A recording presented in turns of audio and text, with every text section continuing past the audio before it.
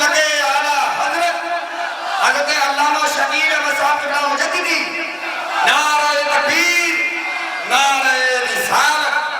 بس اس شعر کے ساتھ کہ نبی اکرم کی آل اطہر کی خوشمآبی کو مانتے ہیں، نبی اکرم کی آل اطہر کی خوشمآبی کو مانتے ہیں، نبی اکرم کی آل اطہر کی خوشمآبی کو مانتے ہیں۔ ہم اہل سنت ہیں، اہل سنت ہر ایک صحابی کو مانتے ہیں۔ سبحان اللہ سبحان اللہ، ماشاء اللہ۔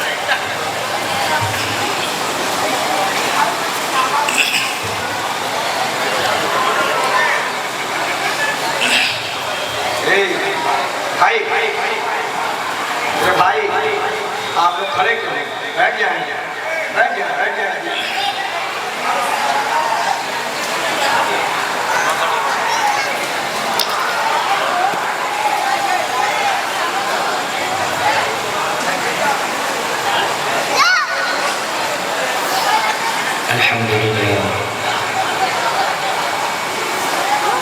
الحمد لله رب المشرقين ورب المغربين، والصلاة والسلام على سيدنا محمد جد الحسن والحسين وعلى آله وأصحابه وأتباعه فازوا إلى أعلى الدرجة في الدارين. وبعد، أعوذ بالله من الشيطان الرجيم، بسم الله الرحمن الرحيم. لا أقسم بهذا البلد وأنت حل بهذا البلد. آمنت بالله صدق الله العظيم. إن الله وملائكته يصلون على النبي يا أيها الذين آمنوا صلوا عليه وسلموا تسليما. اللهم صل على سيدنا مولانا محمد النبي الأمي وعلى صلى الله تعالى عليه وسلم صلاة وسلاما عليك يا سيدي يا رسول الله صلى الله عليه وسلم.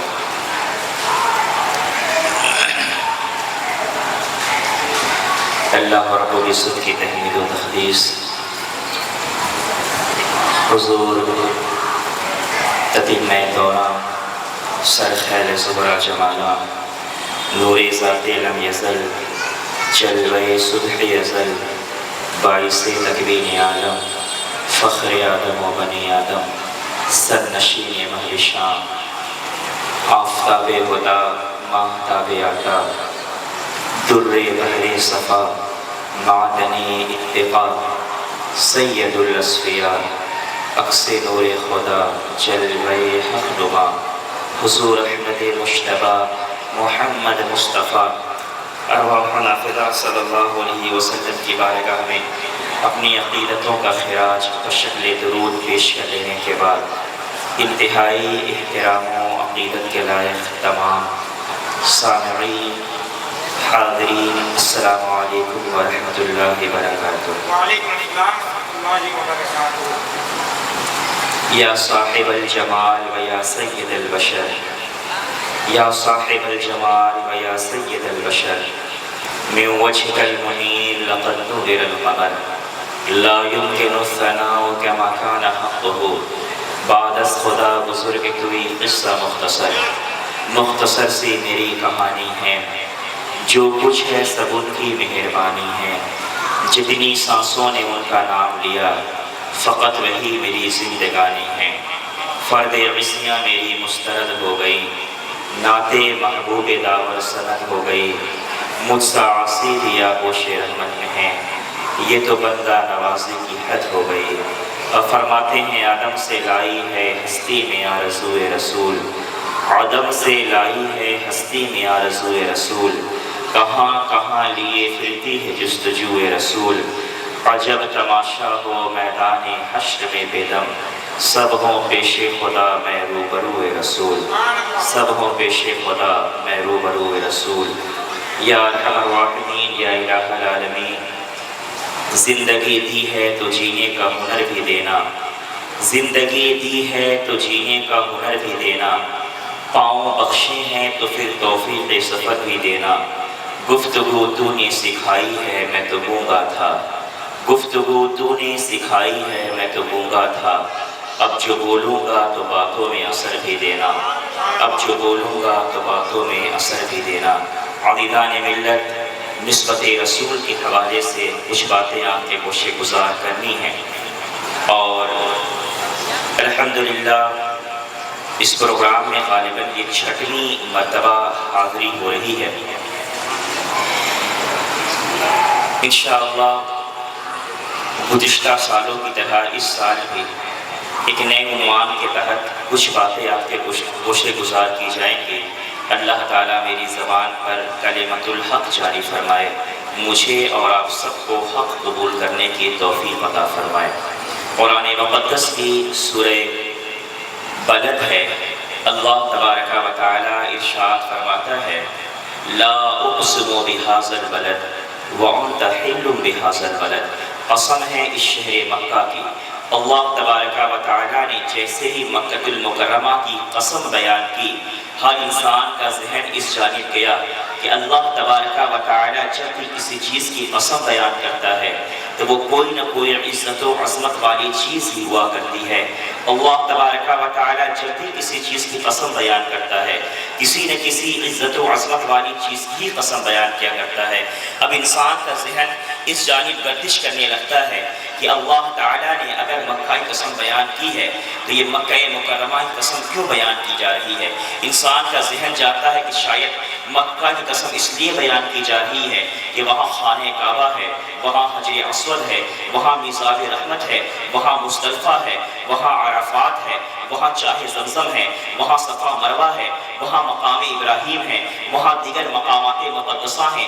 شاید اتنے زیادہ مقدس مقامات ہیں، اس وجہ سے مکہ کی قسم بیان کی جا رہی ہے، مگر انسان کے ذہن میں اٹھنے والے ان سارے سوالات کے جوابات اللہ تبارک و تعالیٰ نے خود دے دیا، اور ارشاد فرمایا کہ تمہیں یہ ساری چیزیں سوچنے کی ضرورت نہیں ہے۔ یقیناً خانہ کعبہ عظمت والی جگہ ہے، یقیناً حجر اسود جنتی پتھر ہے، یقیناً مقام ابراہیم بڑا مقدس پتھر ہے، یقیناً صفا مروہ بڑی عظیم پہاڑیاں ہیں، یقیناً چاہ زمزم یہ بڑا مقدس پانی ہے۔ یہ تمام مقامات، یہ تمام مقدس چیزیں اپنے اندر تقدس، اپنے اندر عظمتیں رکھتی ہیں، مگر اللہ تبارک و تعالیٰ جو قسم بیان کر رہا ہے وہ اس وجہ سے بیان نہیں کر رہا کہ یہاں پر خانہ کعبہ ہے، یہاں پر حتیم ہے، یہاں پر مینا ہے، یہاں پر مزدلفہ ہے، یہاں پر عرفات ہے، یہاں پر چاہ زمزم ہے، یہاں پر صفا مروہ ہے، یہاں پر مقام ابراہیم ہے، یہاں پر دوسرے مقامات مقدسہ ہیں، اس لیے قسم بیان نہیں کی جا رہی، بلکہ قسم اللہ تعالیٰ فرماتا ہے کہ میں قسم اس لیے بیان کر رہا ہوں وَأَنْتَ حِلٌّ بِهَذَا الْبَلَدِ، اے نبی آپ رہتے ہیں، اے نبی مکے میں آپ جلوہ فرما ہیں، آپ کے رہنے کی وجہ سے مکہ المکرمہ کی قسم بیان کی جا رہی ہے۔ پتہ کیا چلا؟ ایک نتیجہ یہ نکلا، اس آیت کریمہ کے ضمن میں اکثر مفسرین نے فرمایا ہے فی الذات کسی بھی مقام کو کوئی عظمت حاصل نہیں ہوتی، فی الذات کسی بھی مقام کو کوئی عزت حاصل نہیں ہوتی، کسی بھی مقام کو عزت مکین کی وجہ سے حاصل ہوتی ہے، کسی بھی مکان کو عزت مکین کی وجہ سے حاصل ہوتی ہے۔ ایک زمانے میں ایک گھر ہے کہ اس کے اندر بڑے بڑے اللہ والے، بڑے بڑے علماء، بڑے بڑے فضلاء، بڑے بڑے قضات لوگ رہتے ہیں، تو اس گھر میں سارے علاقے، سارے شہر والے کی نگاہیں ٹکی رہتی ہیں۔ ٹائمنگ ہے قاضی صاحب سے ملاقات کرنے کی 10 بجے، لوگ 9 بجے سے لائن لگا کر کے کھڑے رہتے ہیں۔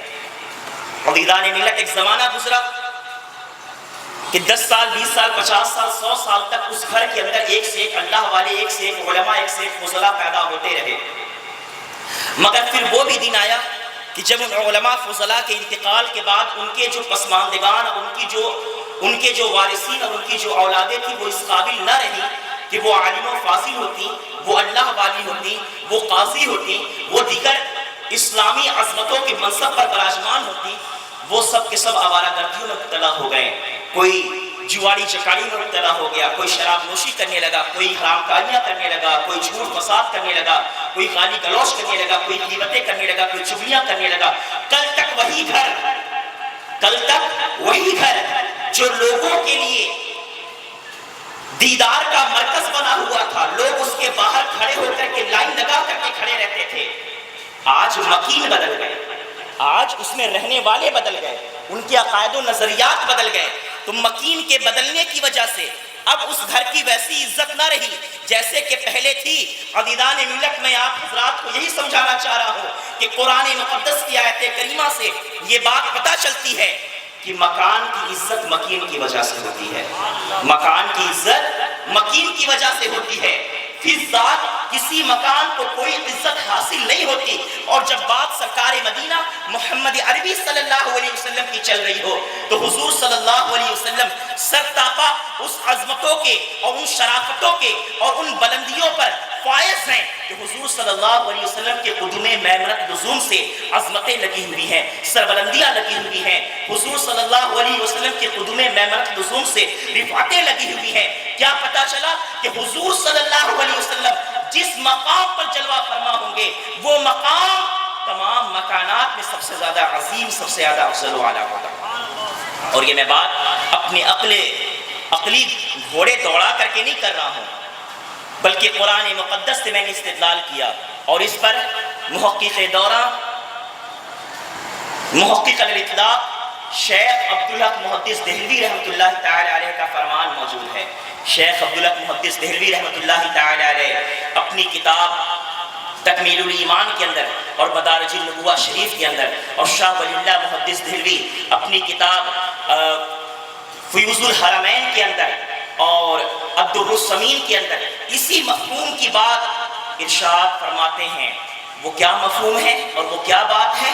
عزیزان محترم، یہ دونوں محدثین ارشاد فرماتے ہیں کہ فی ذات کسی مقام کو کوئی عزت حاصل نہیں ہے، اگر عزت حاصل ہے تو وہ مکین کو حاصل ہے، وہ سرکار مدینہ صلی اللہ تعالی علیہ وسلم کو حاصل ہے۔ اور دلیل کیا دیتے ہیں؟ فرماتے ہیں کہ حضور صلی اللہ علیہ وسلم کے قدوم میمنت لزوم میں اس قدر بلندیاں لگی ہوئی ہیں کہ حضور جہاں جہاں ٹھہر جاتے ہیں، جہاں جہاں سے گزر جاتے ہیں، وہ مقامات عظمت والے ہو جاتے ہیں، وہ مقامات رفعت و سربلندیوں والے ہو جاتے ہیں۔ عزیزان محترم، حضور نبی اکرم صلی اللہ علیہ وسلم کے حوالے سے فرماتے ہیں کہ سرکار مدینہ صلی اللہ علیہ وسلم جب تک مکہ المکرمہ میں جلوہ فرما رہے، مکہ المکرمہ سے افضل کوئی دوسری جگہ نہیں رہی۔ حضور صلی اللہ علیہ وسلم جب عرش پر تشریف لے کر کے گئے معراج کی رات میں، تو عرش سے زیادہ افضل و اعلیٰ کوئی چیز نہیں رہی۔ اور جب حضور صلی اللہ علیہ وسلم مدینہ منورہ شریف کی سرزمین پر قدم رنجہ فرماتے ہیں اور گنبد خضرا کو اپنی آخری آرامگاہ کے طور پر اعتراف فرماتے ہیں، تو اس گنبد خضرا اور روضہ منورہ صلی اللہ علیہ وسلم سے زیادہ افضل و اعلیٰ اور عظمت والی کوئی دوسری چیز باقی نہیں رہتی ہے۔ اور فرماتے ہیں شفا قاضی ایاز، شفا شریف کے اندر امام قاضی ایاز بن موسیٰ مالکی اندلسی رحمۃ اللہ تعالی علیہ پوچھا گیا کہ عرش اعظم افضل ہے یا پھر وہ جگہ افضل ہے جہاں پر حضور صلی اللہ علیہ وسلم جلوہ فرما ہے اور آرام فرما ہے؟ تو فرماتے ہیں امام قاضی ایاز بن موسیٰ مالکی اندلسی کہ جس جگہ پر حضور صلی اللہ علیہ وسلم تشریف فرما ہے، وہ جگہ جو مٹی حضور صلی اللہ علیہ وسلم کے جس میں مقدس سے لگ رہی ہے، وہ مٹی عرش اعظم سے بھی زیادہ افضلیت والا مقام رکھتی ہے۔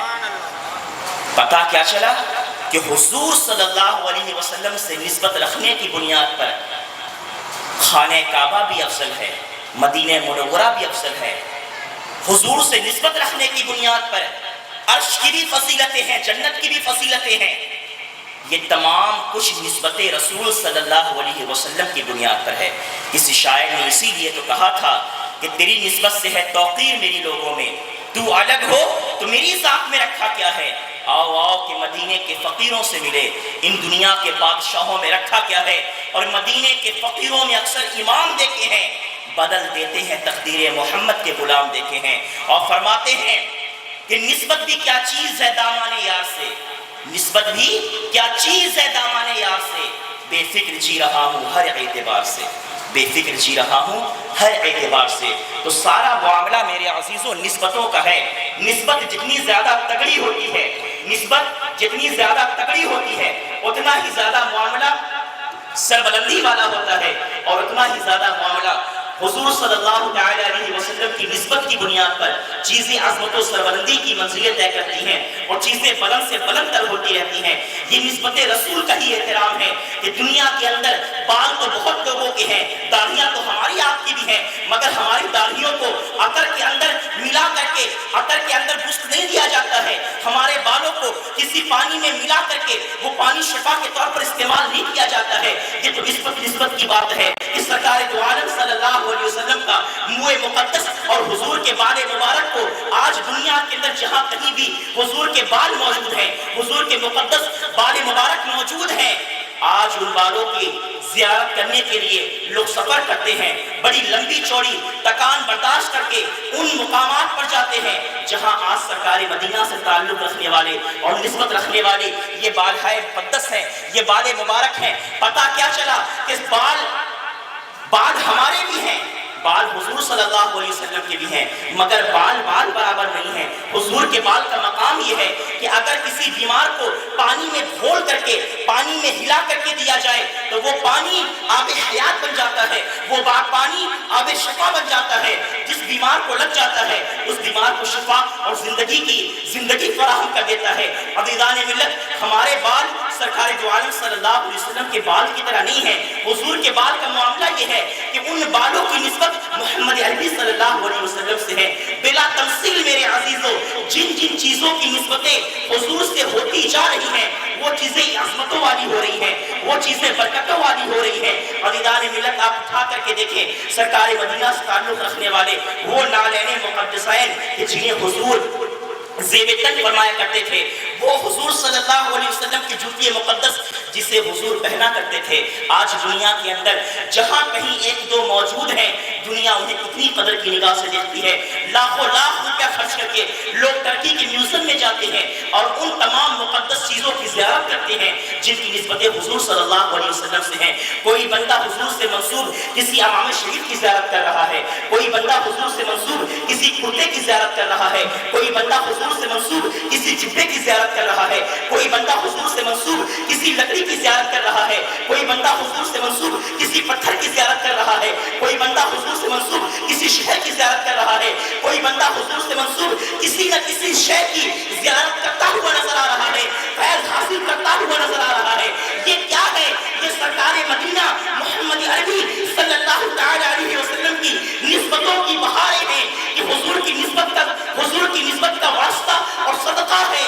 یہ نسبت رسول کی وجہ سے ادب اور احترام دنیا کو مل رہا ہے کہ آج دنیا میں جہاں کہیں حضور صلی اللہ علیہ وسلم سے منسوب یہ مقدس چیزیں ہیں، دنیا انہیں بڑے ہی ادب و احترام کے ساتھ دیکھتی ہے، دنیا بڑے ہی ادب و احترام کے ساتھ اسے چومتی ہے، اپنے سر پر رکھتی ہے، اپنی آنکھوں سے لگاتی ہے، شفا کے طور پر اسے استعمال کرتی ہے۔ یہ باتیں میں خود نہیں کہہ رہا بلکہ حضور صلی اللہ علیہ وسلم کی زوجہ مکرمہ ہیں، اور حضور کی زوجہ مکرمہ کا معاملہ یہ تھا کہ حضور صلی اللہ علیہ وسلم کے وصال فرما جانے کے بعد ان کے پاس حضور صلی اللہ علیہ وسلم کی ایک چادر تھی۔ حضور کے وصال کے بعد حضور صلی اللہ علیہ وسلم کی ایک چادر ان کے پاس تھی۔ اس چادر کا کیا کرتی تھی؟ وہ روایتیں بتاتی ہیں کہ وہ نبی کریم صلی اللہ علیہ وسلم کی مقدس زوجہ اس چادر کو پانی میں ڈبا کر کے نچوڑ کر کے اس چادر کو اس پانی کو اپنے پاس محفوظ رکھ لیتی تھی، اور جب کبھی کوئی بیمار آتا تھا، کوئی بچہ آتا تھا اور یہ گزارش کرتا تھا کہ بڑا بیمار ہے، بڑے طبیبوں کو دکھایا ہے، کہیں علاج نہیں ہو پا رہا، کہیں سے کوئی دوا شفا یابی عطا نہیں کر رہی، تو حضور صلی اللہ علیہ وسلم کی وہ مقدس زوجہ اس غسالے حضور کے چادر مقدس کے غسالے کو شفا کے طور پر، دوا کے طور پر اسے دیتی، اور جب وہ استعمال کرتا تو اسے شفا مل جاتی۔ پتہ کیا چلا؟ حضور صلی اللہ علیہ وسلم سے جو چیزیں منسوب ہیں ان چیزوں کی عزتیں بڑھتی رہی، ان چیزوں کی عظمتیں بڑھتی رہی، اور عزتیں کتنی بڑھی، عظمتیں کتنی بڑھی۔ آپ تاریخ اٹھا کر کے دیکھ لیں، دنیا کے اندر کتابیں تو بہت ساری ہیں، مگر وہ کتابیں کہ جن کو حدیثوں کی کتابیں کہا جاتا ہے، جن کا تعلق اس بات سے ہے کہ ان کے اندر حضور صلی اللہ علیہ وسلم کے فرامین لکھے ہوئے ہیں، آج دنیا ان کتابوں کو بڑے ہی عزت و احترام کے ساتھ دیکھتی ہے، اور دنیا یہ کہنے پر مجبور ہے کہ اصح الکتب قرآن مقدس کے بعد سب سے صحیح کتاب آج روئے زمین پر کوئی موجود ہے تو وہ بخاری شریف ہے، وہ حضور صلی اللہ علیہ وسلم کی احادیث شریفہ کا مجموعہ، وہ احادیث مکرمہ کی کتابیں ہیں جو دنیا کے اوپر، اس زمین کے اوپر قرآن مقدس کے بعد سب سے عظیم اور سب سے صحیح کتابیں موجود ہیں۔ پتہ کیا چلا؟ ماحصل گفتگو کا کیا نکلا کہ دنیا میں کسی کو بھی عزتیں ملتی ہیں تو وہ حضور صلی اللہ علیہ وسلم کے قدموں سے ملتی ہیں، حضور صلی اللہ علیہ وسلم کے قدموں سے ملتی ہیں۔ اگر حضور سے وابستگی اور حضور سے تعلق نہ ہو تو کسی کو کوئی عزت، کسی کو کوئی مرتبہ نہیں ملے گا۔ بلکہ یہاں پر رک کر کے میں ایک جملہ آپ کے سامنے بیان کروں۔ قرآن مقدس کہتا ہے کہ اللہ تعالیٰ کا جن لوگوں پر انعام ہوا من النبیین والصدیقین والشہداء والصالحین، وہ انبیاء ہیں، وہ صدیقین ہیں، وہ شہداء ہیں، وہ صالحین ہیں۔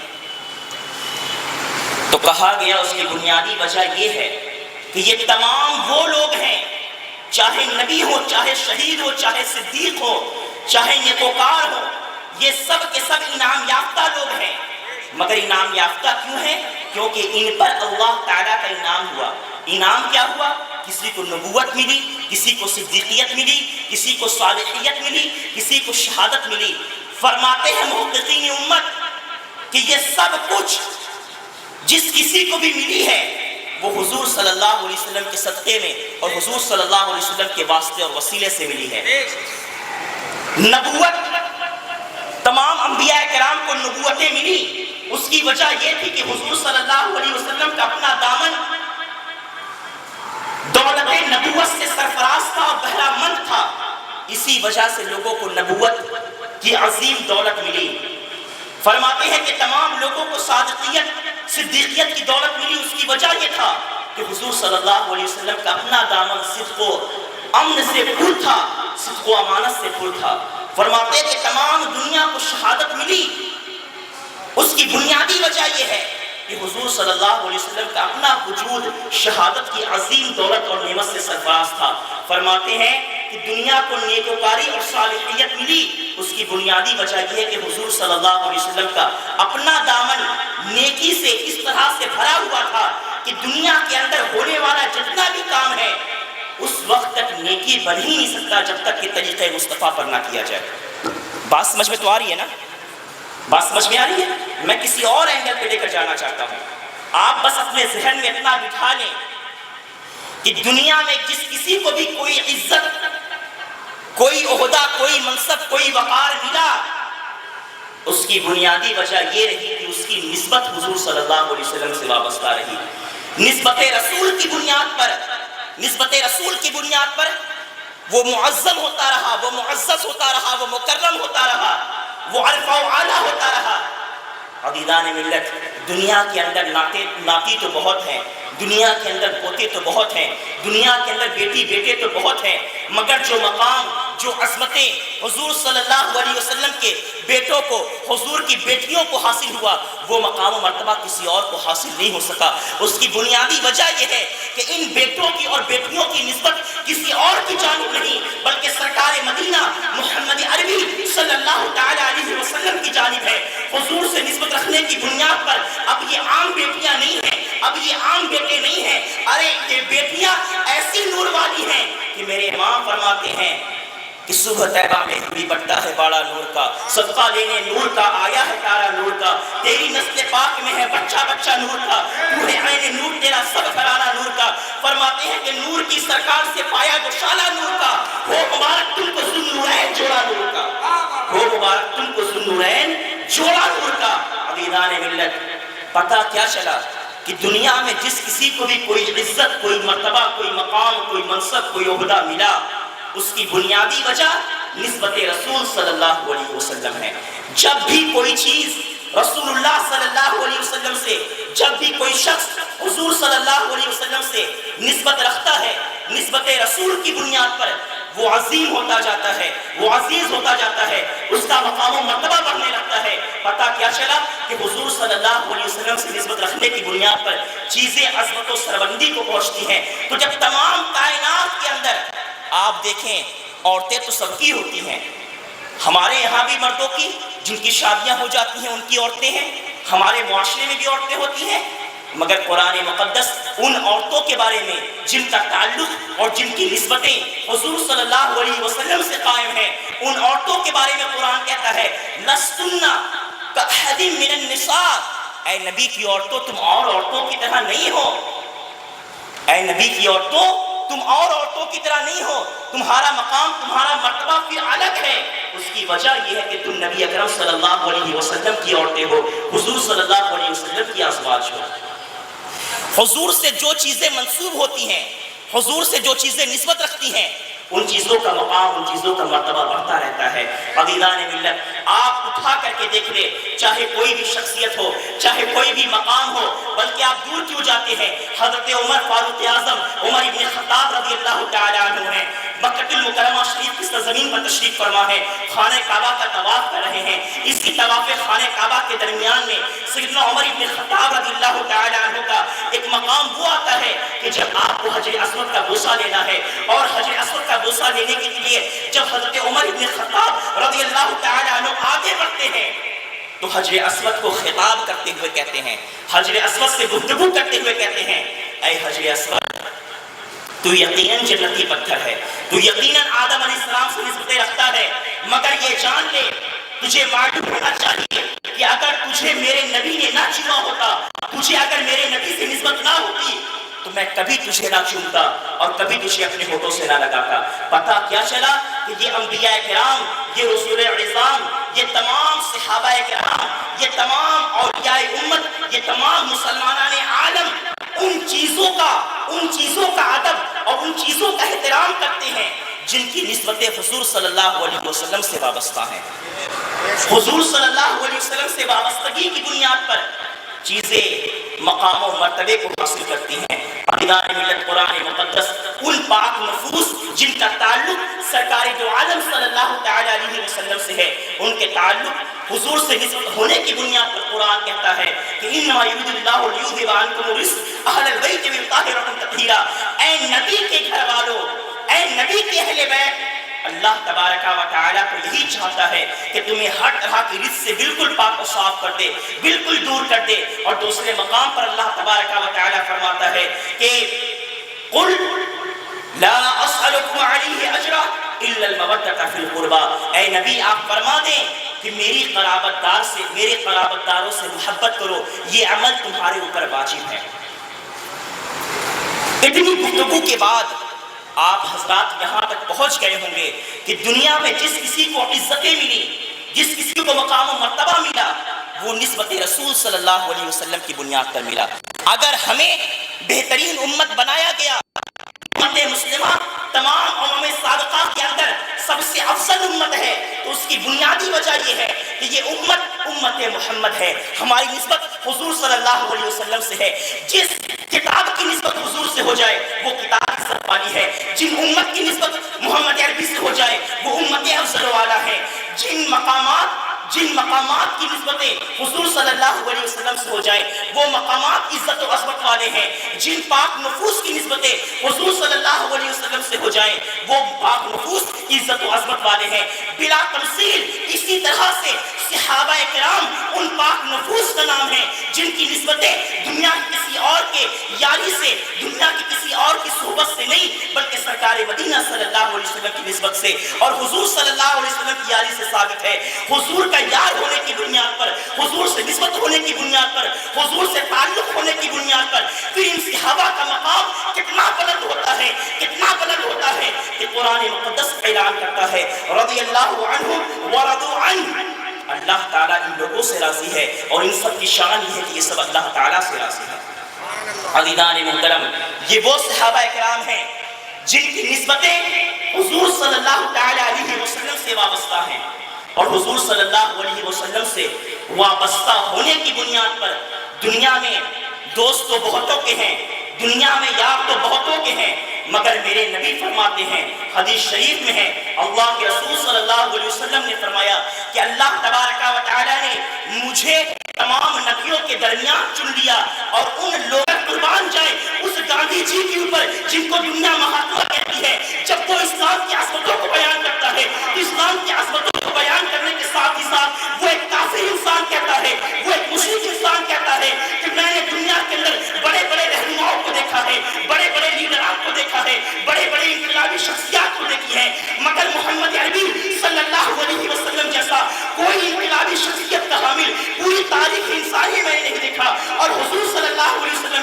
4 یاروں کے جیسا کوئی یار دنیا کے کسی لیڈر کے اندر میں نے نہیں دیکھا. دنیا کے کسی لیڈر کے اندر میں نے حضور کے 4 یاروں جیسا کوئی یار نہیں دیکھا. اور وہ کہتا ہے کہ اسلام کے پوری دنیا کے اندر پھیلنے کی جہاں بہت ساری وجوہات، ان میں سے ایک بنیادی وجہ یہ ہے کہ حضور صلی اللہ علیہ وسلم کی رفاقت و صحبت کے اندر نفوس آئے تھے جن کا معاملہ یہ تھا کہ اللہ تبارک و تعالیٰ نے ان سب کے ساتھ وَكُلٌّ وَعَدَ اللَّهُ الْحُسْنَى کا ان سب کو عظیم خطاب عطا کیا تھا. قرآن کی روشنی میں یہ اصحاب رسول تبرہ بازیاں کرنے کے لیے نہیں ہے، یہ اصحاب رسول محبت کرنے کے لیے ہے، یہ اصحاب رسول پیروی کرنے کے لیے ہے، یہ اصحاب رسول ہمیں اپنے سروں کا تاج بنانے کے لیے ہے. ان اصحاب رسول کی نقوش قدم کی پیروی کر کے بندہ راہ راست پر گامزن ہو جاتا ہے. یہ پاک وہ نفوس ہیں کہ جن کے بارے میں قرآن کہتا ہے وَكُلٌّ وَعَدَ اللَّهُ الْحُسْنَى. اللہ تعالیٰ نے ان سب سے نیکی کا، بھلائی کا ارادہ فرما لیا ہے.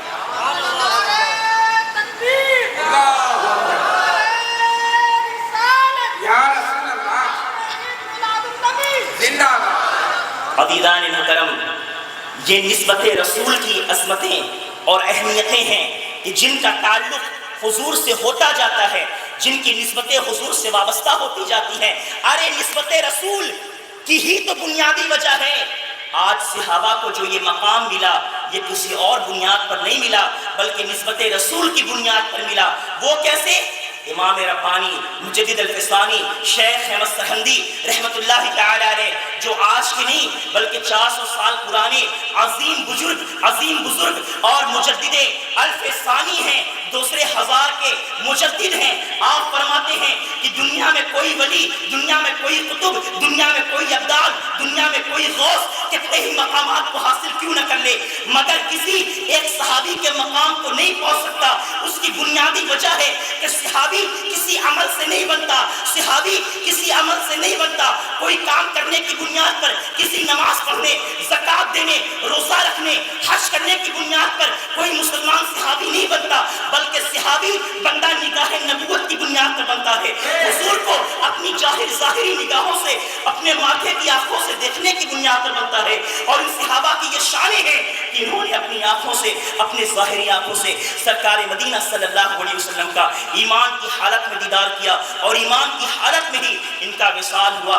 عزیزان ملت، میں بڑی سنجیدگی کے ساتھ ایک بات کہنا چاہتا ہوں. دنیا نے یہ بڑا وسوسہ پھیلایا کہ صحابہ کرام کی شخصیات کو مجروح کر دیا جائے، مگر قربان جائے میرے عزیزو، یہ وہ صحابہ ہیں کہ جن کی عظمتوں کے اوپر نہ کبھی کل کوئی کچھ کر سکا، نہ آج کر سکتا ہے، نہ صبح قیامت تک جب تک اسلام باقی رہے گا ان صحابہ کرام کی عظمتوں پر پہرے دینے والے لوگ موجود رہیں گے. ان صحابہ کرام کی عظمتوں کی پہرے داری کرنے والے اور ان کے نام و نسبت کی عزت اور ان کی نام و نسبت کی ناموس کی محافظت کرنے والے لوگ ہر دور میں موجود رہیں گے. اس کی بنیادی وجہ کیا ہے؟ کیونکہ اللہ کے رسول نے فرمایا تھا، جہاں اللہ کے رسول فرماتے ہیں کہ ترکت فیکم الثقلین، میں تم میں 2 بھاری چیزیں ایک قرآن کے اہل بیت چھوڑ کر کے جا رہا ہوں. وہی اللہ کے رسول اسی خطبہ حجۃ الوداع میں فرماتے ہیں کہ لا تصبوا اصحابی، اللہ اصحابی، اللہ کے لیے خدا کے واسطے میرے صحابہ کو کبھی گالی گلوچ کا نشانہ نہ بنانا، میرے صحابہ کو کبھی تانا تشنی کا نشانہ نہ بنانا. میرے صحابہ کا جب بھی نام لینا ادب و احترام کے ساتھ نام لینا، میرے صحابہ کو جب بھی یاد کرنا ادب و احترام کے ساتھ یاد کرنا. نعرہ تکبیر، نعرہ رسالت، جشن عید میلاد النبی. عزیزان ملت، یہ صحابہ کرام کا معاملہ یہ ہے کہ دنیا یہ جانتی ہے کہ اگر دنیا اسلام کو مشکوک اور مشتبہ بنانا چاہے، اگر دنیا قرآن کو مشکوک اور مشتبہ بنانا چاہے تو سب سے پہلے اسلام کو ہم تک پہنچانے والوں کی شخصیت کو یہ مشتبہ بناتی ہے. قرآن کو ہم تک پہنچانے والوں کی شخصیات کو مشتبہ بناتی ہے. اور یہ قرآن ہم تک کس نے پہنچایا، یہ اسلام ہم تک کس نے پہنچایا؟ کہنا پڑے گا کہ یہ قرآن ہم تک کسی اور نے نہیں بلکہ رسول اللہ صلی اللہ علیہ وسلم کے یہ وہی مقدس اصحاب ہیں کہ جن لوگوں نے اپنی زندگیوں کی فکر کیے بغیر، جن لوگوں نے اپنے تکلیفوں اور مصیبتوں کی فکر کیے بغیر، آپ دیکھیں کوئی صحابی مکے میں پیدا ہو رہا ہے، کوئی صحابی مدینے میں پیدا ہو رہا ہے مگر اس کی مزار کہیں چین میں بن رہی ہے، اس کی مزار کہیں مصر میں بن رہی ہے، اس کی مزار کہیں یمن میں بن رہی ہے، اس کی مزار کہیں فلسطین میں بن رہی ہے۔ اے صحابہ کرام، دنیا تو دعائیں کرتی ہے، اے اللہ ہمیں مدینے میں موت نصیب فرما۔ ارے آپ تو اسی مدینے میں رہنے والے تھے، آپ نے مدینہ کیوں چھوڑ دیا؟ آپ نے مکہ کیوں چھوڑ دیا؟ یہ مقدس صحابہ کہیں گے کہ ہاں ہمیں بھی مدینے سے پیار ہے، ہمیں بھی مدینے سے عشق ہے، مگر ہم جانتے ہیں ہم مدینے میں رہیں گے تو صرف سعادتیں ہمارے پاس تک محدود رہیں گی، مگر ہم چاہتے ہیں کہ بارگاہ مصطفیٰ کا فیض اور بارگاہ مصطفیٰ کی روشنی سارے عالم کے اندر پہنچا دے، ساری دنیا کے اندر پہنچا دے۔ اسی وجہ سے پیدا تو مکے میں ہو رہے ہیں مگر مزار چین میں بن رہی ہے، پیدا تو مدینے میں ہو رہے ہیں مگر مزار یمن میں بن رہی ہے، پیدا تو مدینے میں ہو رہے ہیں مگر مزار مصر میں بن رہی ہے، ترکی میں بن رہی ہے، بغداد میں بن رہی ہے۔ کیا وجہ ہے؟ یہ ان لوگوں کی دین کی خدمت اور مصطفیٰ کریم صلی اللہ علیہ وسلم سے حقیقی محبت تھی کہ محبت رسول کی بنیاد پر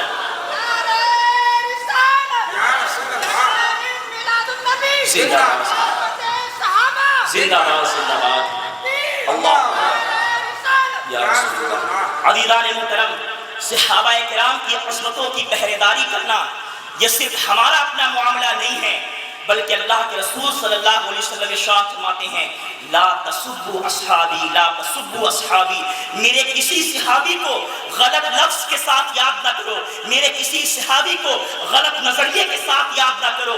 کیوں؟ اس کی بنیادی وجہ کیا ہے؟ اب بنیادی وجہ میں اپنی زبانی نہیں، کسی مولوی کے استدلال کے طریقے پر نہیں بلکہ قرآن سے استدلال کر رہا ہوں کہ اگر ہمارا دین محفوظ ہے، ہمارا قرآن محفوظ ہے، ہمارا اسلام محفوظ ہے، آج ہم اپنے آپ کو مومن اور مسلمان کہتے ہیں تو اس کی بنیادی وجہ یہ ہے قرآن مقدس ہے، پہلا پارہ ہے، سورہ بقرہ ہے، اللہ تعالیٰ فرماتا ہے فَإِنْ آمَنُوا بِمِثْلِ مَا آمَنْتُمْ بِهِ فَقَدْ اهْتَدَوْا۔ اے لوگوں، اگر تم ایمان والے بن کر کے زندہ رہنا چاہتے ہو تو ایسے ایمان لے کر کے آؤ جیسے ابو بکر ایمان لے کر کے آئے ہیں، جیسے عثمان ایمان لے کر کے آئے ہیں، جیسے علی ایمان لے کر کے آئے ہیں، جیسے عمر ایمان لے کر کے آئے ہیں، جیسے طلحہ ایمان لے کر کے آئے ہیں، جیسے زبیر ایمان لے کر کے آئے ہیں، جیسے ابو عبیدہ ایمان لے کر کے آئے ہیں، جیسے ابو ہریرہ ایمان لے کر کے آئے ہیں، جیسے عبداللہ بن مسعود ایمان لے کر کے آئے ہیں، جیسے یہ تمام صحابہ ایمان لے کر کے آئے ہیں، ایسا ایمان لے کر کے آؤ گے فَإِنْ آمَنُوا بِمِثْلِ مَا آمَنْتُمْ بِهِ فَقَدْ اهْتَدَوْا۔ اگر ایسا ایمان لے کر کے آؤ گے تو پھر وہی ایمان اللہ تعالیٰ کی بارگاہ میں مقبول ہوگا۔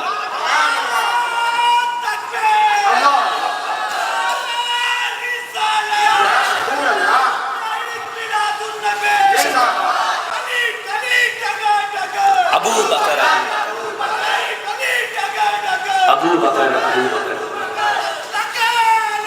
زندہ و قائم رہا۔ سبحان اللہ۔ عزیزان محترم، ہم سے جو ایمان کا مطالبہ ہے وہ ایمان کا مطالبہ ہم سے یہ نہیں ہے کہ تم ان کے طریقے پر ایمان لے کر کے آؤ، ان کے طریقے پر ایمان لے کر کے آؤ، ان کے طریقے پر ایمان لے کر کے آؤ۔ قرآن نے جن کے طریقے پر ایمان لانے کا ہم سے مطالبہ کیا ہے وہ ایمان کے معیار جو شخصیات ہیں وہ شخصیات کوئی اور نہیں بلکہ وہ مقدس صحابہ کرام ہیں جن کے بارے میں قرآن نے کہا فَإِنْ آمَنُوا بِمِثْلِ مَا آمَنْتُمْ بِهِ فَقَدْ اهْتَدَوْا۔ اگر تم اپنے آپ کو ایمان والا بنا کر کے رکھنا چاہتے ہو، اپنے آپ کو مومن گرداننا چاہتے ہو تو ایمان ایسے لے کر کے آؤ جیسے حضور کے صحابہ ایمان لے کر کے آئے ہیں۔ تمام مفسرین نے اس کی تفسیر یہی کی ہے۔ پتہ کیا چلا کہ ہمیں اپنے ایمان کو دیکھنا ہے صحابہ کرام کے معیار پر اتار کر کے کہ ان کے معیار پر ہمارا ایمان کھرا اتر رہا ہے کہ نہیں اتر رہا۔ اگر اتر رہا ہے تو پھر یقین جان لیں کہ یہاں بھی کامیابی، قبر میں بھی کامیابی، حشر کے دن بھی کامیابی۔ اور اگر صحابہ کے معیار پر ہمارا معیار ایمان نہیں اتر رہا تو پھر ہر جگہ ہمارے لیے خسارہ ہی خسارہ ہوگا۔ اور میں یہ بات اپنے جذبے کی بنیاد پر یا جوش کی بنیاد پر نہیں کہہ رہا ہوں بلکہ میرے عزیزو قرآن مقدس کی آیتیں، رسول کائنات صلی اللہ علیہ وسلم کے فرمودات اور تمام صحابہ کرام کا عمل ہمیں یہ بتاتا ہے کہ ایمان کن چیزوں کا نام ہے۔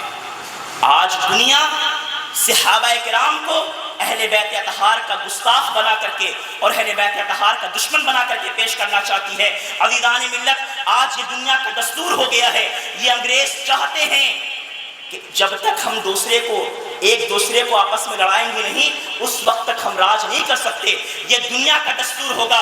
اللہ کے رسول صلی اللہ تعالی علیہ وسلم کی بارگاہ میں رہنے والا وہ کوئی بھی شخص ہو، وہ کوئی بھی صحابی ہو، حضور کے دست مقدس پر ایمان لانے والا کوئی بھی شخص ہو، اس کے دل کے اندر اپنے مسلمان بھائی کے لیے ذرہ برابر کہیں سے کوئی ایسی بات نہیں تھی کہ جس کی بنیاد پر یہ کہا جائے کہ ہاں بھئی اس کے دل کے اندر کسی اپنے مسلمان بھائی سے کوئی دشمنی تھی۔ اب میں اس کو دلائل کے ساتھ پیش کر رہا ہوں، آپ اٹھا کر کے دیکھیں۔ جب آپ تاریخ کا مطالعہ کریں گے، کتب سیر کا مطالعہ کریں گے، تو آپ کو یہ بات پتہ چلے گی کہ کبھی صحابہ کرام اہل بیت اطہار کی عظمتوں کی پہرے داری کر رہے ہیں، اور کبھی اہل بیت اطہار صحابہ کرام کی عظمتوں کی پہرے داری کر رہے ہیں۔ آپس میں یہ دونوں جدا نہیں ہیں، یہ دونوں آپس میں ملے ہوئے ہیں۔ اسی وجہ سے تو سرکار مدینہ محمد عربی صلی اللہ علیہ وسلم نے جہاں ایک جانب فرمایا کہ اصحابی، جہاں اللہ کے رسول نے ایک جانب فرمایا کہ مثل اہل بیتی کا سفینۃ نوح، وہیں دوسری طرف حضور نے فرمایا کہ اصحابی کالنجوم بأیہم اقتدیتم اہتدیتم۔ کیا چیز؟ مطلب کیا کہ میرے اہل بیت، میری اطرت، میری آل نوح علیہ السلام کی کشتی کی طرح ہے، کہ جس طریقے سے جو لوگ نوح علیہ السلام کی کشتی میں سوار ہوئے وہ نجات پا گئے، اسی طریقے سے میرے اہل بیت کی محبت جن کے سینوں میں محفوظ ہے وہ نجات پا گیا۔ مگر وہیں دوسری طرف حضور فرماتے ہیں، کیا فرماتے ہیں کہ اصحابی کالنجوم، میرے صحابہ ستاروں کی طرح ہیں، بأیہم اقتدیتم اہتدیتم، ان میں سے جس کی تم پیروی کرو گے ہدایت پا جاؤ گے۔ کیا نتیجہ نکلا کہ آج اگر ہمارے پاس جدید آلات موجود ہیں کہ ہم سمتوں کا پتہ لگا لیتے ہیں، مگر گزشتہ زمانوں کے اندر سمتوں کا پتہ لگانے کا اتنا اچھا طریقہ موجود نہیں تھا، سمتوں کے پتے اتنی آسانی سے نہیں لگ پاتے تھے، تو لوگ ستاروں کو دیکھ کر کے، دن میں تو سورج اور سورج کی شعاؤں کو دیکھ کر کے اور اس کے سائے کو دیکھ کر کے لوگ سمتوں کا پتہ لگا لیتے تھے، اور جب رات میں کسی راستے کا تعین کرنا ہوتا تھا تو ستاروں کو دیکھ کر کے کہ فلاں ستارہ چاند کے دائمی جانب ہے، فلاں ستارہ بائیں جانب ہے۔ اور پھر ایک چیز اور یاد رکھیں کہ یہاں پر حضور نے یہ نہیں کہا کہ میرے صحابہ چاند کی طرح ہیں، بلکہ حضور نے ستاروں کی طرح کہا۔ اس کی وجہ یہ ہے کہ آسمان پر چاند اگرچہ چند دن ہمیں نظر نہیں آتا، مگر ستارے تو بہر خیر نظر آتے ہیں۔ پتہ کیا چلا کہ حضور صلی اللہ علیہ وسلم کے نہ اصحاب کو چھوڑنا ہے، نہ حضور کی آل کو چھوڑنا ہے، حضور کے اصحاب کی، حضور صلی اللہ علیہ وسلم کے آل کی محبت اپنے دلوں میں لے لو، اور سرکار دو عالم صلی اللہ علیہ وسلم کے اصحاب کو اپنے لیے رہنما بنا لو۔ پھر کیا ہوگا کہ تم خود بھی پار لگ جاؤ گے اور اپنے سواروں کو بھی، اپنے پیچھے چلنے والوں کو بھی پار لگا دو گے۔ اسی لیے تو میرے امام کہتے ہیں اہل سنت کا ہے بیڑا پار، اصحاب حضور نجم ہے اور ناؤ ہے عطر رسول اللہ کی۔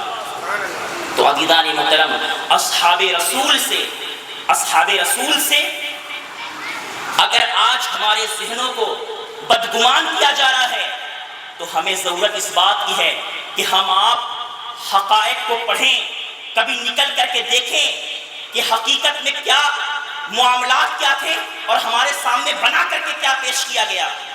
حقیقت میں معاملہ کیا تھا اور بنا کر کے کیا پیش کیا گیا۔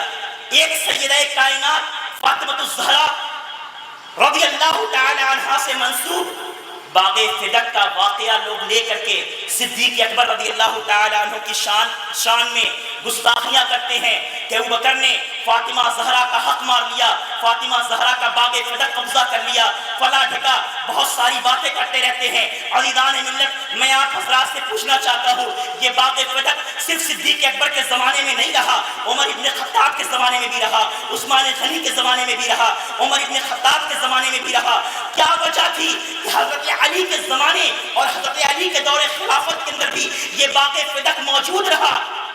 چلو مان لیا ابو بکر نے یہ باغ فدق نہیں دیا، عمر نے باغ فدق نہیں دیا، عثمان نے نہیں دیا، جب علی کی حکومت اور علی کا دور آیا تو حضرت مولا کائنات علی شیر خدا تو لے سکتے تھے، حضرت علی شیر خدا رضی اللہ تعالی عنہ کا اس حوالے سے کوئی رد عمل یہ بتاتا ہے کہ مولا کائنات جانتے تھے کہ ارے ہماری نگاہوں میں اس باغ فدق کی کیا اہمیت ہے، ہماری نگاہوں میں تو جنت کے مناظر موجزن رہتے ہیں، ارے میری بیوی کی یہ شان ہے کہ میری بیوی خاتون جنت ہے، جنتی عورتوں کی سردار ہے، میرے بچوں کی یہ شان ہے کہ میرے بچے یہ حسن و حسین جنتی جوانوں کی سردار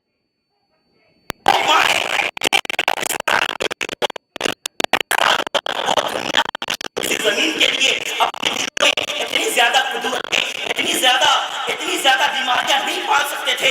اور پھر یاد رکھیں، قرآنی اصول یاد رکھیں، قرآن کہتا ہے کہ نبی کے دنیا میں آنے کا چند مقصد ہے، ان بنیادی مقصد یہ ہے لقد من اللہ علی المؤمنین اذ بعث فیہم رسولا یتلو علیہم آیاتہ ویزکیہم ویعلمہم الکتاب والحکمہ۔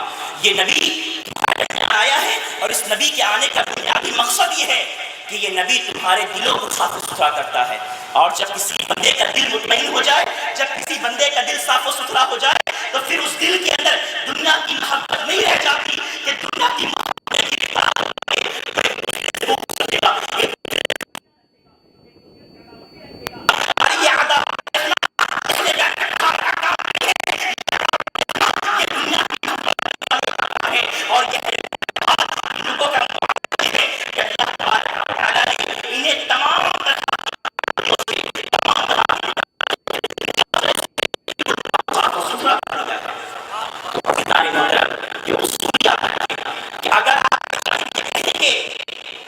کہ حضور صلی اللہ علیہ وسلم نے دلوں کا منوں کا تصفیہ کیا، دلوں کا تصفیہ کیا، تو دوسرے جانب یہ کہنا پڑے گا کہ اللہ تعالیٰ نے پھر ان کے دلوں کو اتنا صاف و ستھرا کر دیا کہ ان کے دل میں دنیا کی رتی کی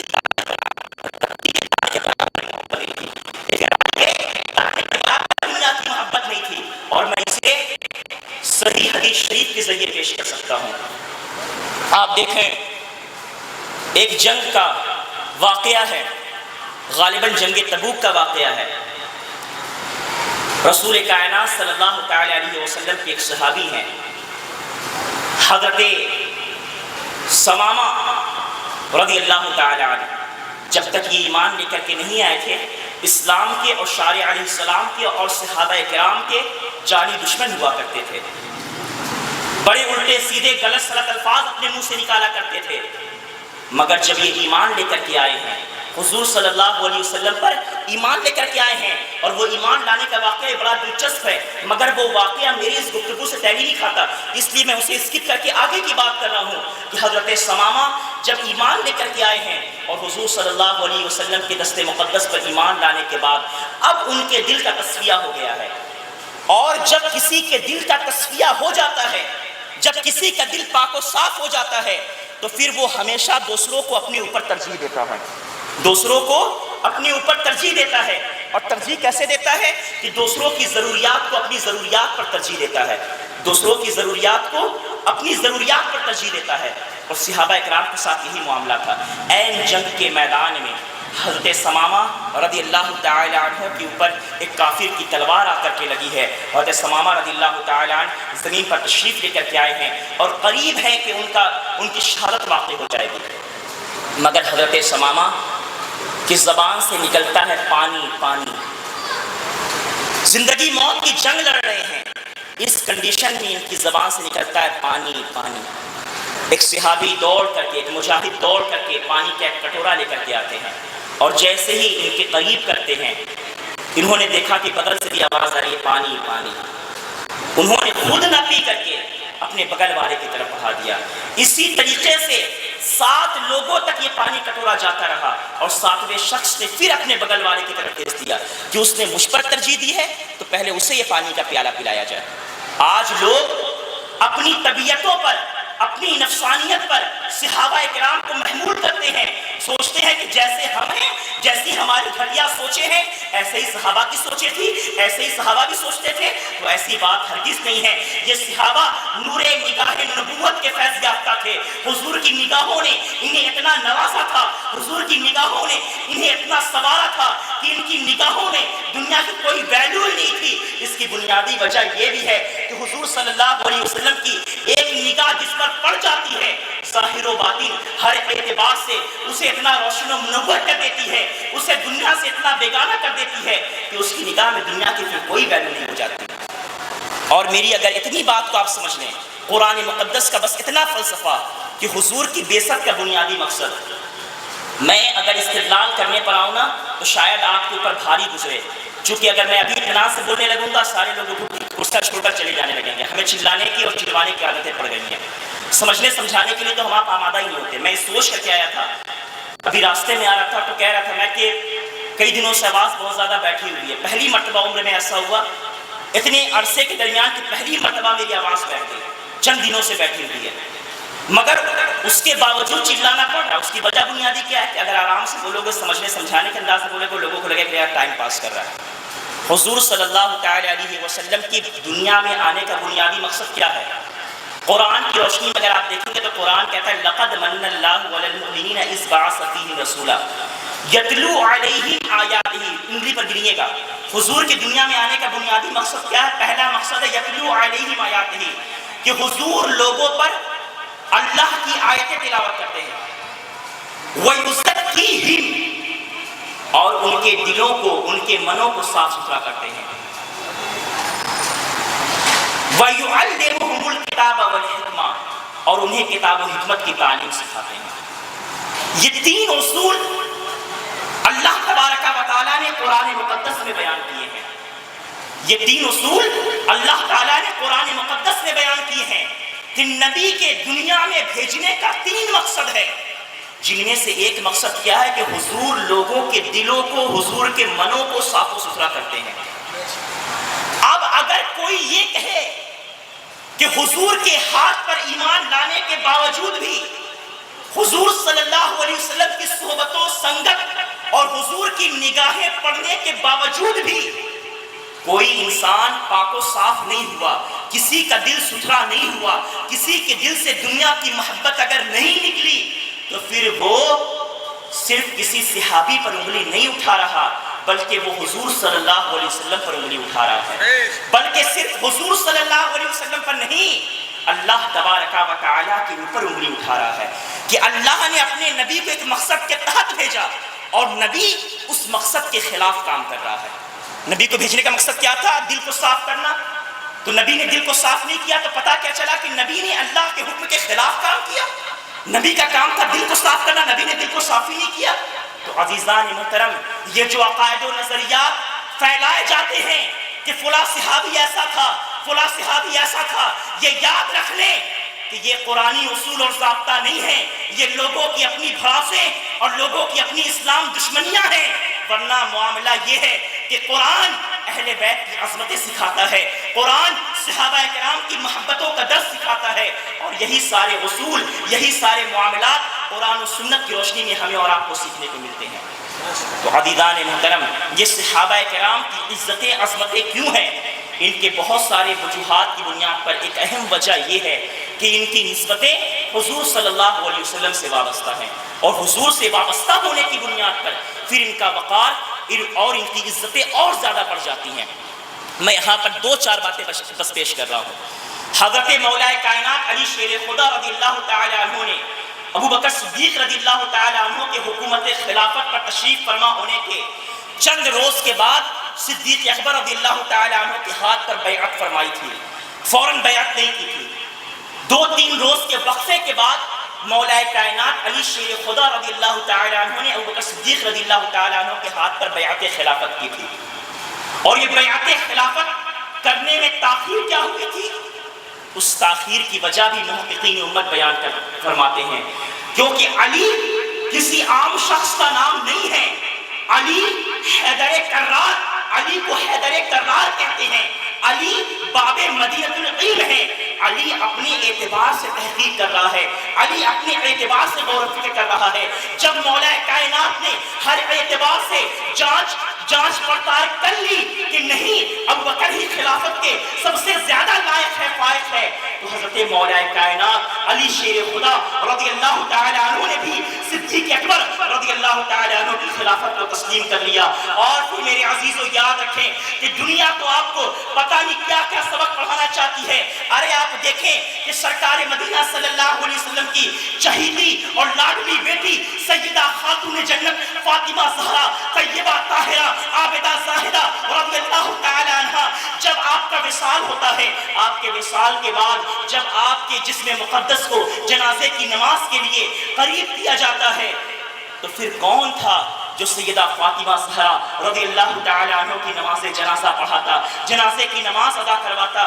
عزیزان ملت، دنیا یہ دیکھنا چاہتی تھی کہ ابھی تو صدیق اکبر خلافت کے اوپر امیر المومنین ہیں، خلیفۃ المسلمین ہیں، دیکھنا یہ ہے کہ اب اس جنازے کی نماز کی امامت مولا کائنات کرواتے ہیں یا پھر صدیق اکبر کرواتے ہیں۔ صدیق اکبر اقتداء میں آنا ہی چاہتے تھے کہ مولا کائنات اپنی زوجہ کی جنازے کی نماز جنازہ پڑھائیں، مگر مولا کائنات علی شیر خدا رضی اللہ تعالی عنہ ارشاد فرماتے ہیں کہ جس مجلس کے اندر ابو بکر موجود ہو، جس مجلس کے اندر ابو بکر موجود ہو، پھر حق پہنچتا ہے کہ ابو بکر ہی لوگوں کی امامت کروائے۔ اور یہ ایک دو مرتبہ نہیں، بلکہ حضور صلی اللہ علیہ وسلم کے وصال فرمانے کے بعد جب کچھ لوگ آئے اور مولا کائنات علی شیر خدا رضی اللہ تعالی عنہ کے ذہن کے اندر کلی چاہی کہ حضرت مولا کائنات علی شیر خدا رضی اللہ تعالی عنہ کے ذہن کے اندر کچھ بدگمانیاں ڈالی جائیں اور صدیق اکبر اور صحابہ کرام کے تعلق سے بدگمان کیا جائے، تو اس وقت میں اور اس ماحول میں مولا کائنات علی شیر خدا کو اگر کسی نے بدگمان کرنا چاہا تو اس وقت مولا کائنات علی شیر خدا فاتح خیبر باب مدینہ العلم حضرت علی رضی اللہ تعالی عنہ ارشاد فرماتے ہیں، اے لوگوں مجھے بدگمان نہ کرو، مجھے اپنے ارادے سے کوئی ٹال مٹول نہیں کرنی ہے، میں نے ابو بکر کی خلافت کو تسلیم کر لیا ہے۔ اس کی وجہ یہ ہے کہ ہمارے نبی نے جسے ہمارے دین کا امام بنایا ہے، ہم نے اس ابو بکر کو اپنے دنیا کا بھی امام تسلیم کر لیا ہے، دنیا کا بھی خلیفہ اور امیر تسلیم کر لیا ہے۔ تو عزیزان ملت، مولا کائنات علی شیر خدا رضی اللہ تعالی عنہ کا معاملہ یہ ہے کہ وہ صدیق اکبر رضی اللہ تعالی عنہ سے محبت فرما رہے ہیں، اور پھر کیوں نہ یہ محبتیں ہوں کہ سیدنا صدیق اکبر رضی اللہ تعالی عنہ کا معاملہ یہ ہے کہ حسنین کریمین جس زمین پر کھیلا کرتے تھے، صدیق اکبر ان کے پاؤں کو جھاڑا کرتے تھے، اور ان کے پاؤں کو جھاڑنے کے بعد جو مٹی صدیق اکبر کے ہاتھوں میں لگ جاتی تھی، اس مٹی کو صدیق اکبر اپنے چہرے پر مل لیا کرتے تھے۔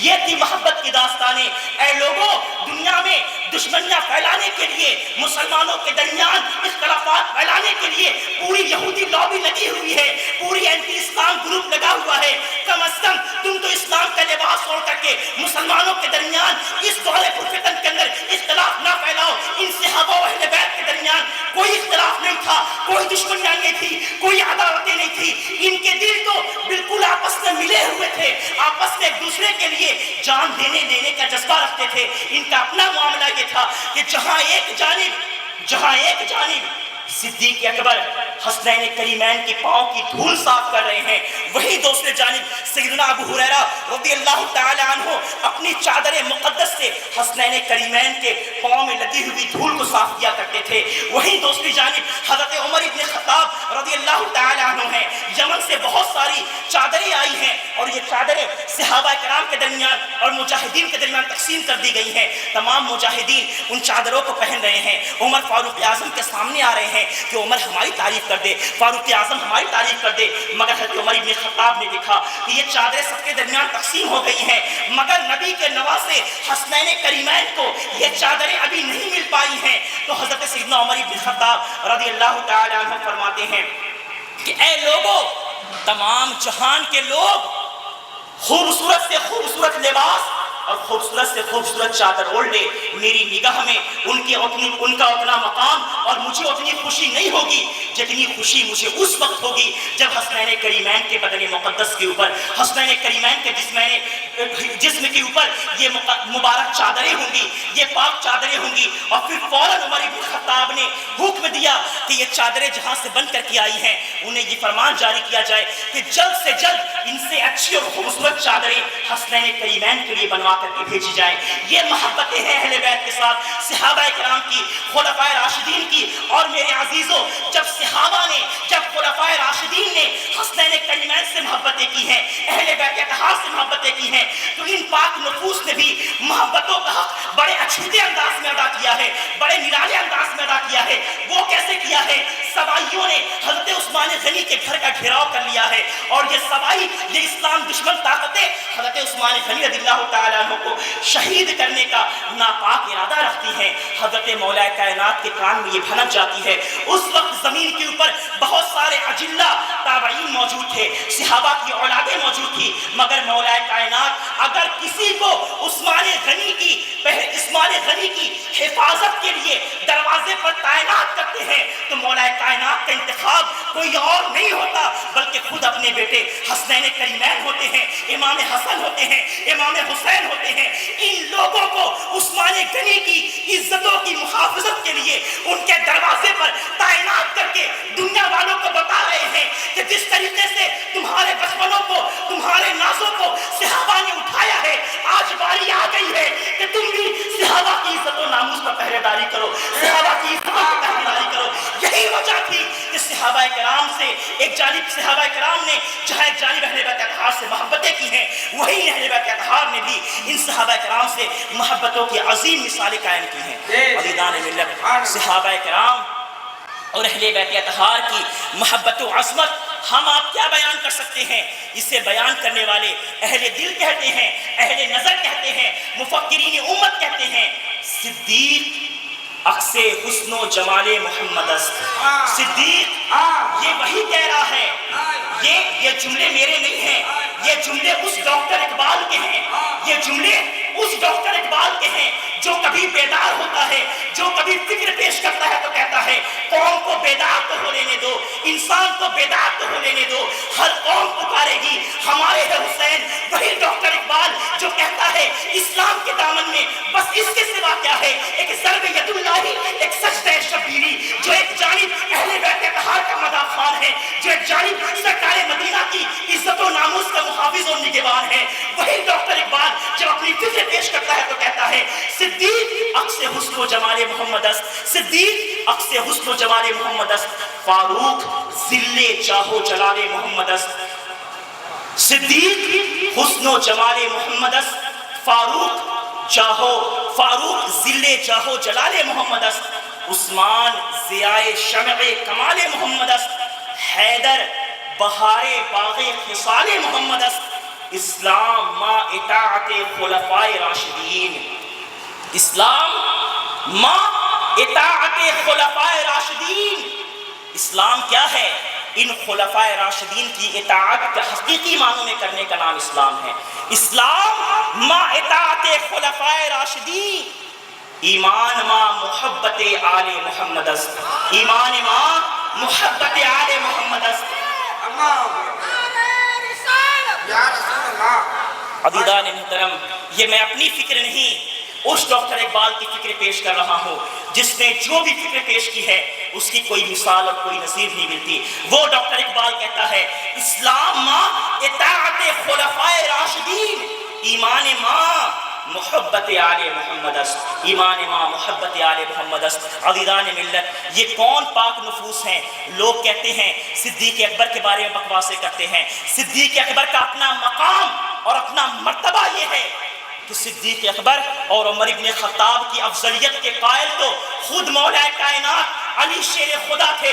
دار قطنی کے حوالے سے فتاوی شامی کی ہے، دار قطنی کے حوالے سے کہ مولا کائنات علی شیر خدا نے فرمایا کہ اگر کوئی مجھے صدیق و عمر پر، شیخین پر فضیلت دیتا ہے تو میں اسے وہی سزا دوں گا جو ایک جھوٹے کی سزا ہوتی ہے. اسے وہی کوڑے اور اتنے ہی کوڑے لگواؤں گا جتنے کے کوڑے ایک جھوٹے کو لگوائے جاتے ہیں. پتہ کیا چلا کہ مولا کائنات नामूसे सहाबा के निगहबान का नाम है, सहाबा कराम की अज़मतों के प्रचारक का नाम है, सिद्दीक़ अकबर रज़ियल्लाहु ताला अन्हु की अज़मतें हम आप क्या बयान कर सकते हैं। कुरान मुक़द्दस ने उनकी अज़मतें बयान की। नारे रिसालत, जश्न ईद मिलादुन नबी, उलमाए अहले सुन्नत, हज़रत अल्लामा इरशाद रब्बानी साहब तबला, नारे तकबीर, नारे रिसालत।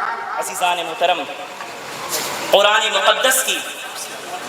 मुक़द्दस की आयात, अहादीस शरीफा, अक़वाले सल्फ़े सालिहीन को अगर आप निगाह में रखेंगे तो पता ये चलेगा कि जिस तरीके से हमारे लिए अहले बैत की मोहब्बत लाज़मी और ज़रूरी है, इसी तरीके से हमारे लिए सहाबा कराम की अज़मतें और सहाबा कराम की नुक़्श कदम की पैरवी भी इंतहाई लाज़मी और ज़रूरी है। इसकी एक बुनियादी वजह ये भी है, जिसे बड़े ही अच्छे और अछूते अंदाज में किसी शायर ने बयान किया था कि सरकार का दरबार नहीं देख रहे क्या, सरकार का दरबार नहीं देख रहे क्या, दरबार में दो यार नहीं देख रहे क्या, सरकार का दरबार नहीं देख रहे क्या, दरबार में दो यार नहीं देख रहे क्या। तुम दुनिया के मेयार तो सब देख रहे हो, तुम दुनिया के मेयार तो सब देख रहे हो, अल्लाह का मेयार नहीं देख रहे क्या।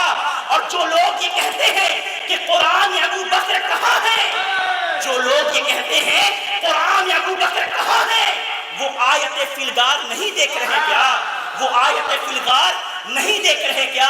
और फरमाते हैं, किसी ने बड़े प्यारे अंदाज में कहा था कि हुर्मते कुरान की आयात का रद्द है कि नहीं है, कुरान की आयात का रद्द है कि नहीं है।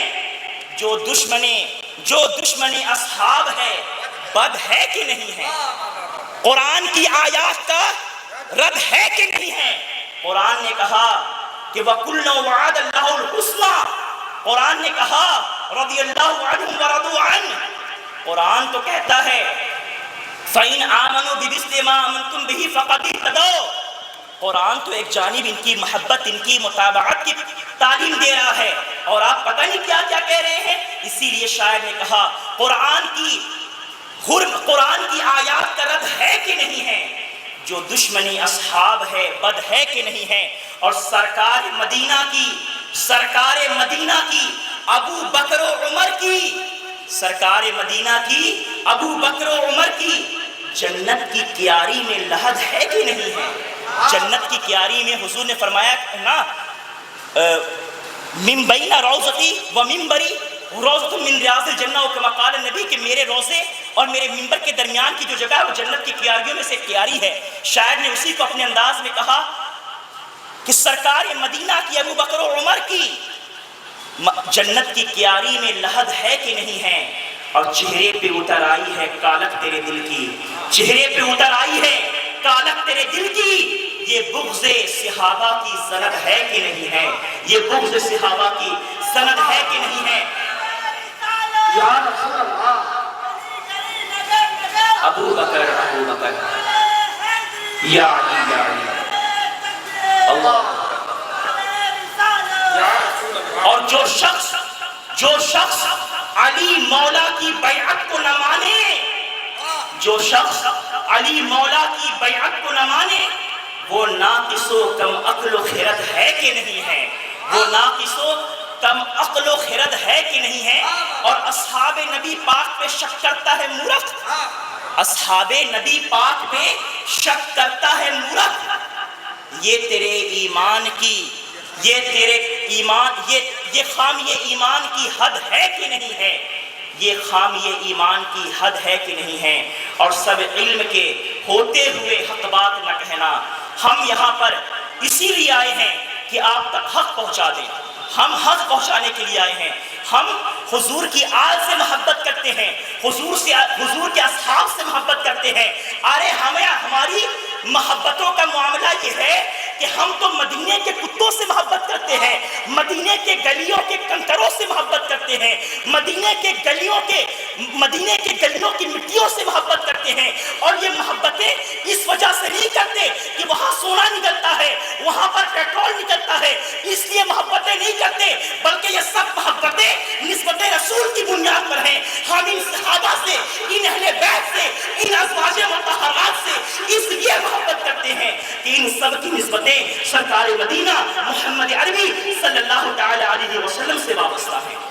عزیزان محترم، ہمیں آپ کو چاہیے کہ ہمیشہ اپنے ایمان و عقیدے کو اسی مذہب و مسلک پر قائم رکھیں جو مذہب و مسلک پر ہمیشہ سے اہل اسلام رہے ہیں. اللہ تبارک و تعالی مجھے اور آپ کو کہنے سننے سے زیادہ عمل کی توفیق عطا فرمائے. یہ قصہ لطیف ابھی ناتمام ہے، جو کچھ بیان ہوا وہ آغاز باب تھا. آمین. وما علیہ الا اللہ. السلام علیکم.